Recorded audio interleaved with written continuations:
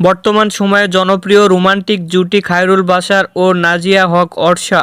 দিন দিন বাংলা নাটকের জনপ্রিয়তা বেড়েই চলেছে। সেই ধারাবাহিকতায় আবারও নতুন নাটক নিয়ে হাজির হয়েছেন জনপ্রিয় এই জুটি। নাটকটির নাম চটপটি। এই নাটকটিতে অভিনয় করেছেন বর্তমান সময়ের আলোচিত অভিনেতা খায়রুল বাশার ও আলোচিত অভিনেত্রী অর্ষা।